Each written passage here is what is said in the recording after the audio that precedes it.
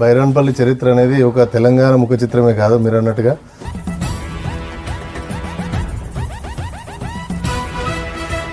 Welcome back to CVK fashions.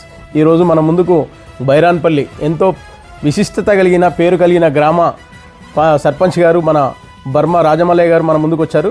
వారిని ఇప్పుడే మనం సన్మానం చేసుకోవడం జరిగింది. వారి యొక్క రాజకీయ భవిష్యత్తు ఏ విధంగా ఉంది, ఏం సంగతి అనేది ఆయన మాటల్లోనే తెలుసుకుందాం.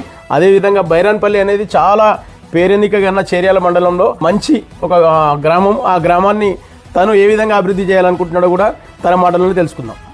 అన్నగారు, మీరు బైరాన్పల్లి సర్పంచ్గా గెలిచినందుకు చాలా సంతోషం. మీరు రెండోసారి చాలా సంతోషం. అదేవిధంగా ముందు మీ రాజకీయ భవిష్యత్తు బాగుండాలని మా సివికే ఫ్యాషన్స్ అనుకుంటుంది. ఇప్పుడే మీరు రెండోసారి చేశారంటే ప్రజల్లో మీకు ఎంతో పేరు ప్రఖ్యాతలు మంచి పేరు ఉన్నట్టుగానే మేము భావించాల్సి ఉంటుంది. అదేవిధంగా మన ఇప్పుడు బైరాన్పల్లిలో బురుజు ఉంది కదా, రాపోల్ ఆనంద్ భాస్కర్ గారు కార్యక్రమాలు చేపట్టారు. ఆ కార్యక్రమాన్ని మీరు కూడా ముందుకు ఎలా తీసుకెళ్లాలనుకుంటున్నారు? బైరాన్పల్లిలో తెలంగాణలో ఒక ముఖ చిత్రం అయితే ఉంది స్పెషల్గా, దాన్ని ఏ విధంగా ముందుకు తీసుకెళ్లాలనుకుంటారో ఒకసారి మన వాళ్ళకి చెప్పండి. బైరాన్పల్లి చరిత్ర అనేది ఒక తెలంగాణ ముఖ చిత్రమే కాదు మీరు అన్నట్టుగా. భారతదేశానికి స్వాతంత్రం 1947 15 ఆగస్టుకు వస్తే ఒక బైరాన్పల్లికి 48 సెప్టెంబర్ 17కు రావడం జరిగింది. అది దేనివల్ల రావడం జరిగిందంటే 1948 ఆగస్టు 27వ తారీఖు మా దగ్గర యాక్షన్ జరిగింది, రజాకార్ల దాడి.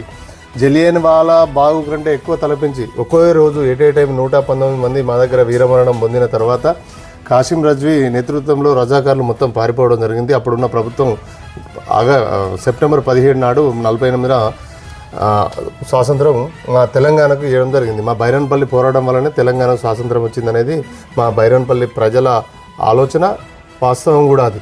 ఇప్పుడు మునుముందు కూడా బైరాన్పల్లి చరిత్రను నేను ప్రభుత్వం దృష్టికి తీసుకుపోయి పాఠ్యపుస్తకంలో చేర్చే విధంగా కృషి చేస్తానని గుర్తు చేస్తూ, దానికి తోడు బైరాన్పల్లి చిహ్నం ఏదైతుందో అమరవీరుల స్తూపం, అమరవీరులను స్మరించుకునేలా అమరధామం ఏర్పాటుకు ప్రభుత్వం దృష్టికి తీసుకొచ్చి మంజూరు చేపిస్తానని నేను నా యొక్క ఆశిస్తున్నాను. నేను కంపల్సరీ చేయాలని నా కోరిక కూడా ఉంది.